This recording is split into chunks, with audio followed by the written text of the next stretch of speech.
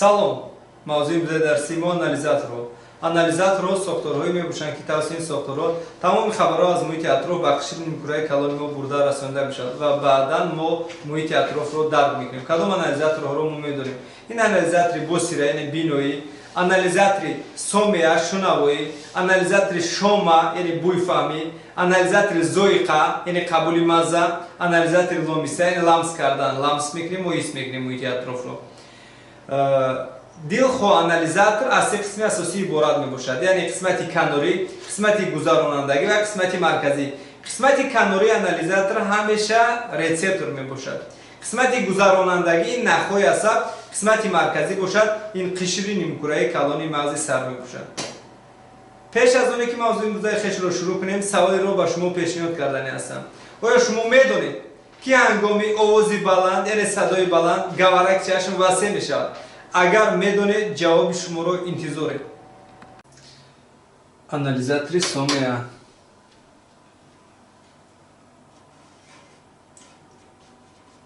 анализатори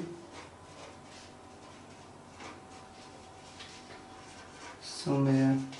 дилхоҳ анализатор аз се қисми асосӣ иборат мебошад, яъне дар анализаторҳо мо се қисми асосиро чӣ мекунем? фарқ мекунем.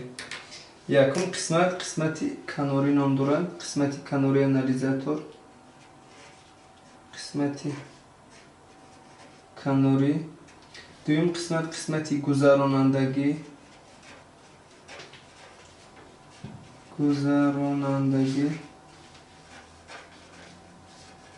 ва сеюм қисмат бошад қисмати марказӣ.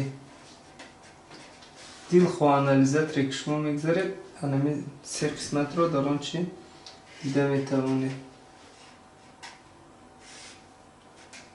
ва қисмати канории анализатор аслан рецептор мебошад.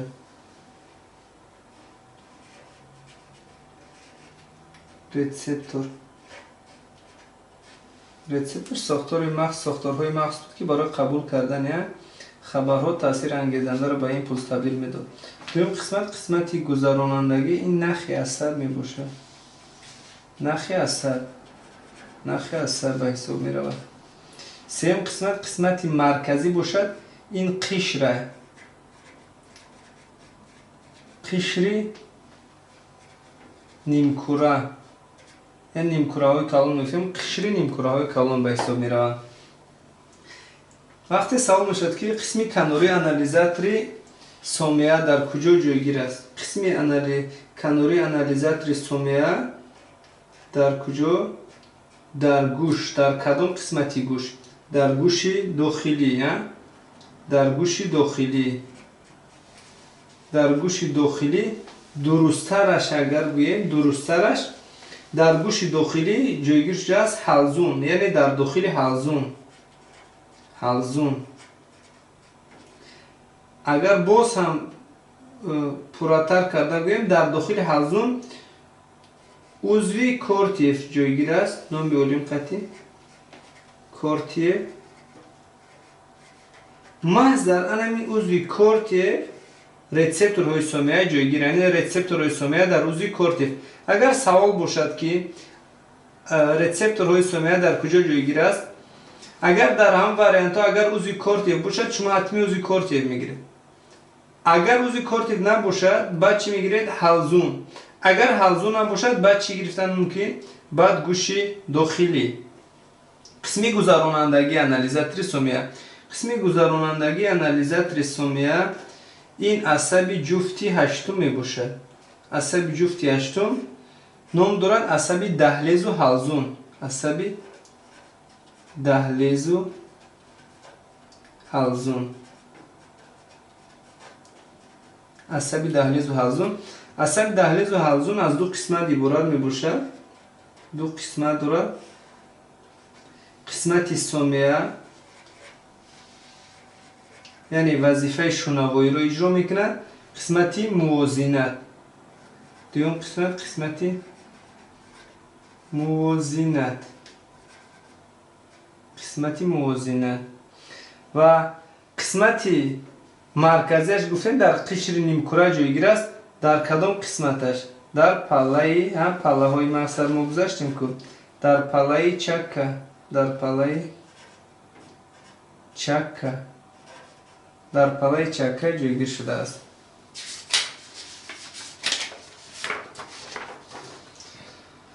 حالا ما قسم ساختی گوش رو دیدم میبریم یک بار، بعد به طور نقشه‌ای ما این رو تصویر میدیم. این رسم این چی است؟ ساختی گوش.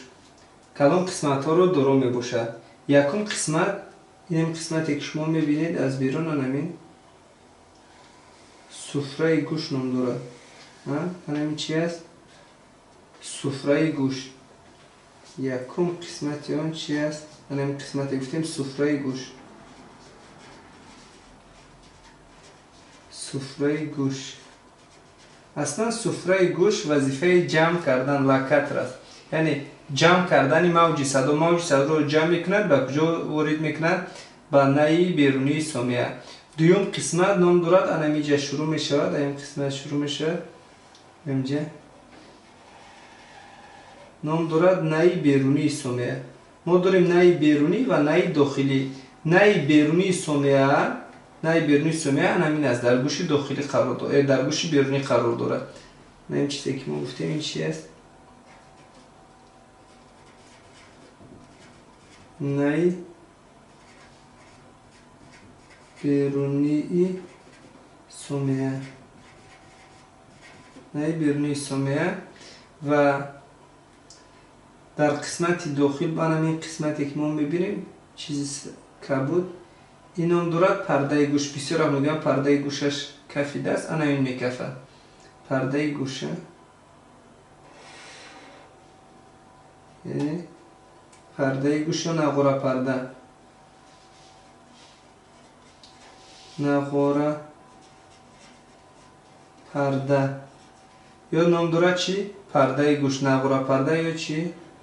پرده گوش. و سفره گوش، یعنی سفره گوش، نی بیرونی سامیه و نغوره پرده، هر سه این کمپوننت ها به قسمتی گوشی بیرونی داخل میشن. ما داریم گوشی بیرونی، گوش میانه، گوش میانه و گوش داخلی. قسمت های گوش بیرونی را حالا ما به شما نشان دادیم و شروع میکنیم به قسمتی گوشی میانه. در گوش میانه شما میبینید یکم قسمت این استخوانچه های گوش، این همین قسمت یکمی که میبینید این استخوانچه یکم گوش، این نام دارد بلغچه. بلغچه اشاره کنم اگر بلغچه، بلغچه دویم استخوانش این قسمتی که شما میبینید سندانچه،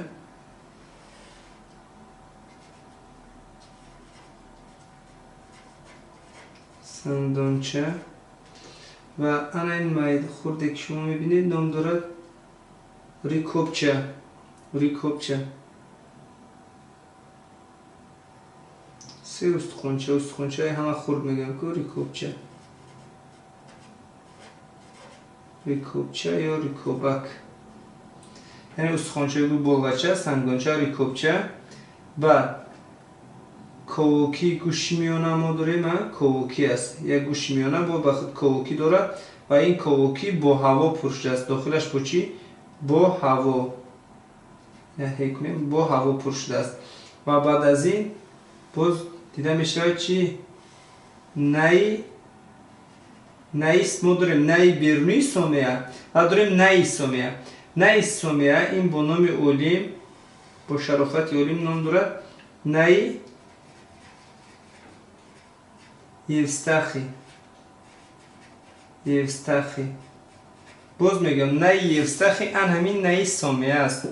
و دوام قسمتی نی سامیه، دوام قسمت بعد نی یوستخی یک قسمتش میاد به گوش میانه و قسمت دیگرش پیوست میشود با چی؟ با حلق بینی، با حلق بینی، با حلق بینی پیوست میشود. و بعد شروع میشود از اینجا چی؟ گوشی داخلی.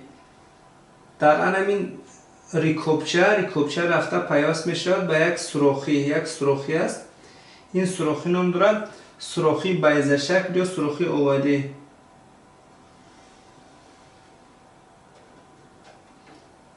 با یک سوراخی مدور هم از در بری. سوراخی چی؟ اولی. سوراخی بیضه شکل یا اولی. بیضه شکل. سوراخی بیضه شکل این سرحد بین گوش میانه و گوش داخلی است. سرحد بین گوش بیرونی و گوش میانه این نقوره پرده. سرحد بین گوش بیرونی و گوش میانه نقوره پرده. سرحد بین گوش میانه و گوش داخلی این سوراخی چی بیضه شکل می باشد. و این قسمتی که ما میبینیم این قسمت نام دارد لابیرین. گوش داخلی رو باز با عبارت دیگر چی میگن؟ نامش لابیرین. لابیرین این قسمت بیرون بودگیش لابیرینت استخوانی و قسمت داخل بودگیش نام دارد لابیرینت پردوی. لابیرین نشد استخوانی و پردوی. این قسمتی گوش داخلی می باشد و این چیزی که شما میبینید این نام دارد حلقچه های نیم دایره. 3 تا حلقچه های نیم دایره، جویک های نیم دایره. این چی؟ جویه های نیم دایره، جویک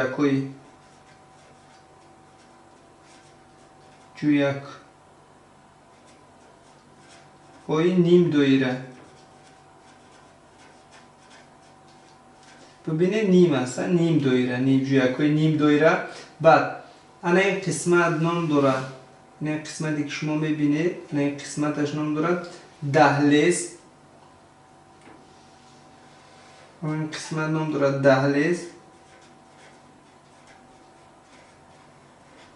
دهلیز. و این قسمتی که مارپیچ شما میبینید، مارپیچ، قسمتی مارپیچ شما میبینید این قسمتی باقی مانده نام دارد حلزون. حلزون نام دارد. و در اینجا ما گفتیم قسمتی در حلزون عضوی کارت جایگیر است و در داخل عضوی کارت رسپتورهای سومیه جایگیر است. و دویم قسمت انالیزاتور سومیه ما گفتیم عصب جفتی 8 می باشد عصب. و اون دو قسمت داشت گفتیم. این قسمت اینه که در حلزون پیوست می شود. این اصلا عضوی سومیه است، وظیفه شنوایی رو اجرا جواب میدهد. این عصب نام دارد عصب سومیه. قسمتی سومیه، شاخچه سومیه. و این قسمتی که به سوی حلقه های نیم دایره و دهلیز می آید این قسمت نام دارد موازنت.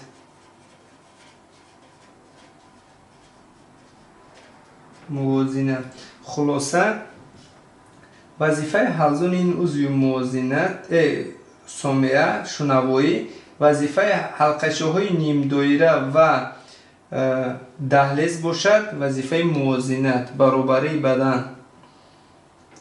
سوال می شود که برای چه حلقچه های نیم دایره 3 تا می باشند؟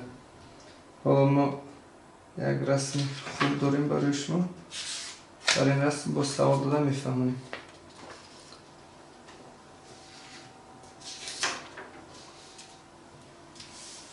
ببینید این حلقچه های نیم دایره برای چه حلقچه های نیم دایره 2 تانه، 4 تانه، 3 تا می باشند؟ به خود برای اون که فضایی که ما زندگی میکنیم این فضا 3 چینک است و ما رو برای موازنت در 3 حالت چی میکنند؟ نگاه میدارد. در 3 حالت که نگاه میدارد در گرد 3 تیر حرکت ما رو تامین میکنند. از این سبب 3 تا آنها شماره شد. و ما کمی پیش گفتیم این چی است؟ این ریکوبچه، این بلغچه، سنگدانچه، ریکوبچه. و ریکوبچه پیوست می شود با چی؟ ریکوبچه پیوست می شود با سوراخی، این سوراخی اولی یا بیضه شکل، تخم شکل. و بلغچه پیوست می شود با چی؟ با نقوره پرده. دیدید؟ بلغچه با نقوره پرده پیوست می شود. سنگدانچه باشد، بلغچه، سنگدانچه، ریکوبچه باشد با چی پیوست می شود؟ با سوراخی بیضه شکل. این قسمتی که شما دیدید، این قسمت اینش سوراخی مدور نام دارد. و این قسمتی که شما دیدید این قسمت هست دهلیز. و انا این قسمت دیگر باقی مانده نام دارد حلزون. انا این قسمتی که شما میبینید نام دارد حلقچه های نیم دایره و انا این قسمتی که شما میبینید این عصب ها اینش عصب دهلیز و حلزون که وظیفه موازنت رو اجرا میکنه. دهلیز و حلقچه های نیم دایره حلقه جویک های نیم دایره و این عصب دهلیز و جویک های نیم دایره وظیفه موازنت و این عصب چی؟ عصب سامیه که با حلزون پیوست شده است وظیفه سامیه رو اجرا میکنن. و این گفتیم نه استخی اصلا حلق بینی رو با چی پیوست میکند؟ با کوکی گوش میانه. برای چی وظیفه دارد؟ هنگامی که یگان صدا اگر صدای بلند براید حتمی ما با طور رفلکتوری دهانمون رو میکشیم و این موج صدا هم توسط گوش و هم توسط هم سفره گوش و نه بیرونی سومیه حرکت میکنه به سمت نقره پرده میاد و هم وقتی که ما دهان رو میکشیم این موج صدا باز توسط دهان و بینی حرکت کرده به گوشی به حلق بینی و از حلق بینی حرکت کرده توسط نه سامیه نه استخی به کجا به کوکی گوشی میانه میآید و فشار رو چی میکند؟ برابر میکند. وقتی که از دو طرف موج صدا بر میخورند در بین نقره پرده یک طرفه نه بلکه دو طرفه وقتی که بر میخورند این از آسیب دیدن از کفیدن امین نگاه میدارد. وقتی که اگر ما کسی رو اگر یک شخص رو دهان و بینی او رو محکم کنیم وقتی که در گوشش اگر یک شپلاق زنیم یا اینکه یک آوازی بلند رو اگر روان کنیم به گوش او حتمی نقره پرده او میکفه چون که از فشار برابری فشار خللدار میشود و باز ما کمی پیش گفتیم این گوش داخلی رو لابیرینت هست گفتیم لابیرینتی استخوانی داره لابیرینتی استخوانی این لابیرینت از طرف بیرون بودگیش استخوانی است استخوانی و از طرف داخل بودگیش لابیرینت نام دارد پردوی لابیرینتی پردوی. در بین لابیرینت استخوانی و پردوی در اینجا یک مایع قرار دارد و مایعی که در بین لابیرینت استخوانی و پردوی قرار دارد نام دارد پریلیمفا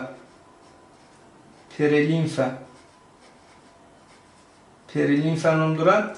مایعی که در داخل لابیرینت پردوی قرار دارد نام دارد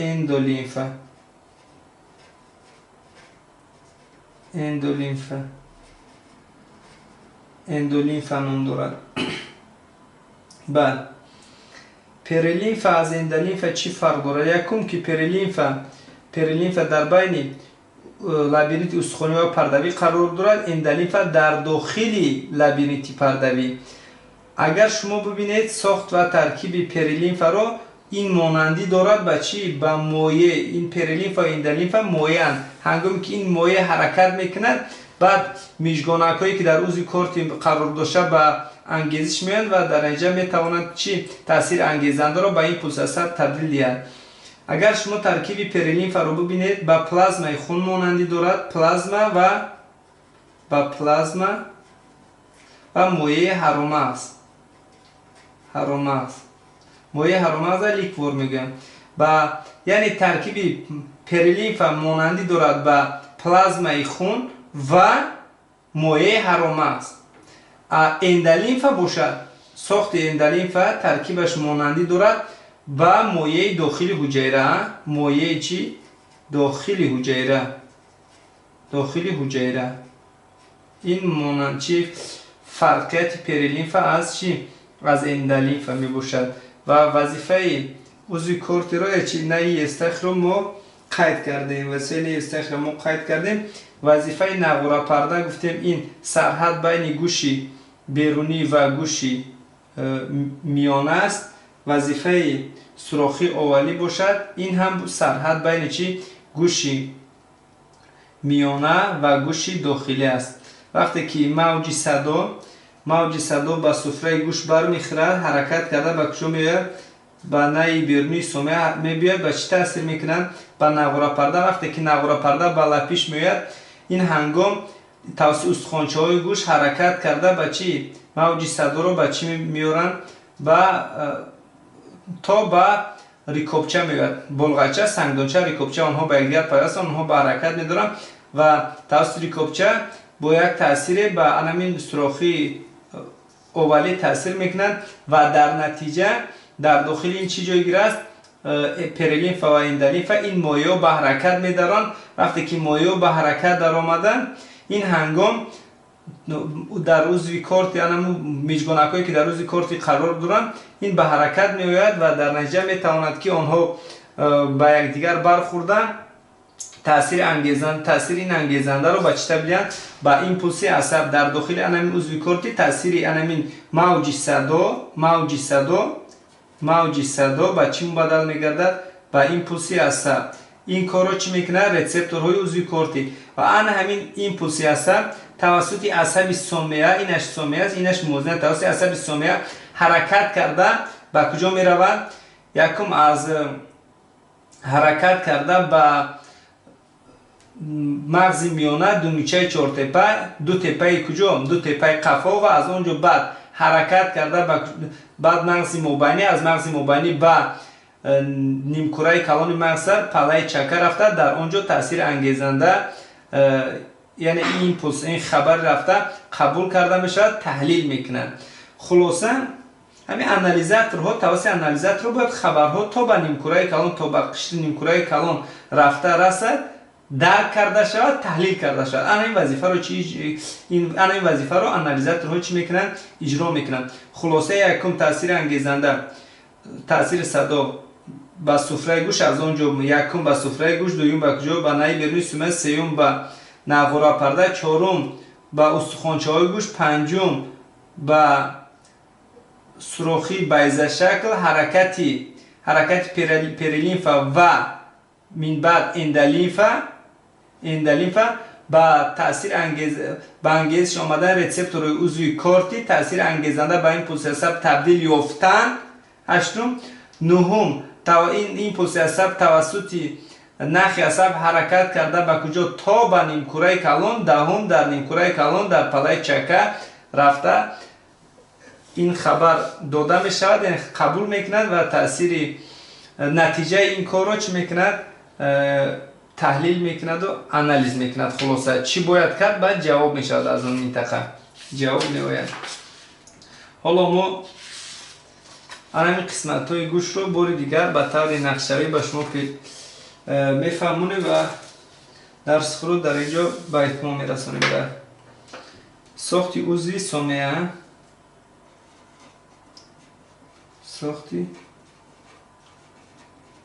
سومیه، خیلی که ما گفتیم عضوی سومیه از سه قسمت عبارت می باشد، یعنی گوش بیرونی، میانه و داخلی. یعنی گوش بیرونی چه اینه میرسه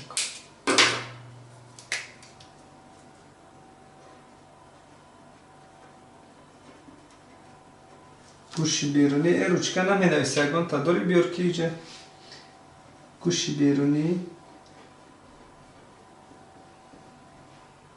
میانه این فلامه سقط می‌نویسیم تا آخر بیرونی گوش بیرونی میانه و داخلی.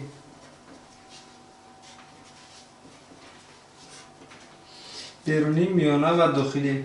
گوش بیرونی ما گفتیم سه قسمت داشتن، از سه قسمت عبارت بود، ترکیب یافته است. یکی سفره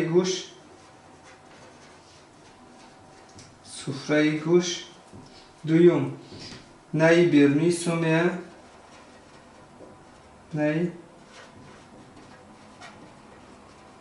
سومیه، و ناقوره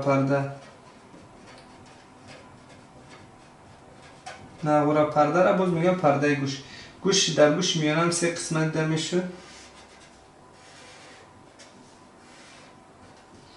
یکی این کوکی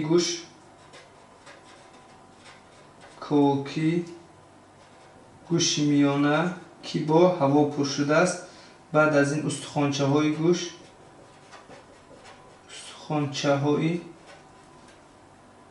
گوشی میانه یا استخوانچه های گوش میگن. اینها 3 تا بودن.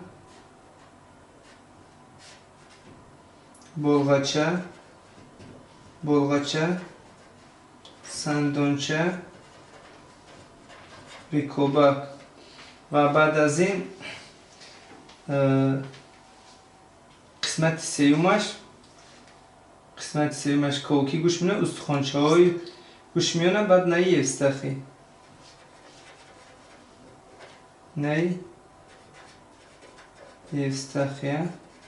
استخی که نهی سامیه. گوش داخلی باشه، خیلی گوش داخلی رو ما گفتیم چی میگیم؟ لابیرینت میشه چی؟ استخوانی و پردوی. بین استخوانی و پردوی در پریلیمفا جایگیر است و در داخلی لابیرینت پردوی باشد اندلیمفا جایگیر است. و این هم 3 قسمت داشت. گوش داخلی هم 3 قسمت دارد. دهلیز دارد، حلزون دارد، جویک های نیم دایره. دهلیز، حلزون این چی است؟ وظیفه سامیه رو اجرا میکند. سامیه و دهلیز و جویک های نیم دایره وظیفه موازنت رو اجرا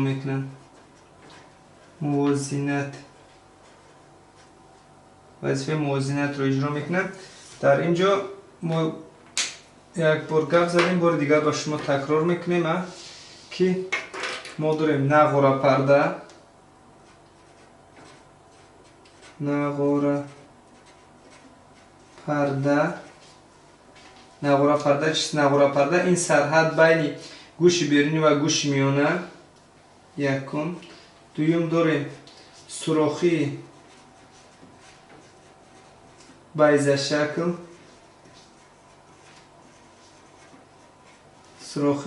شکل. این سرحد بین گوش میانه و گوشی داخلی. سیوم داریم نهی استخی یا نهی سامیه. این علاقمند کننده گوش میانه با حلق بینی. چهارم پریلیمفا.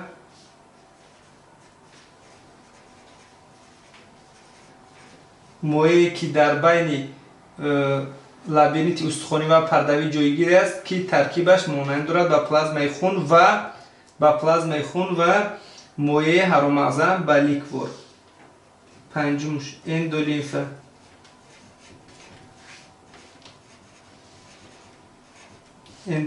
این مویه‌ای که در داخل لابیرینت پردوی قرار دارد، ترکیبش مانندی دارد با مویه داخلی حجره. تشکر با دقتتان. سلامت باشید.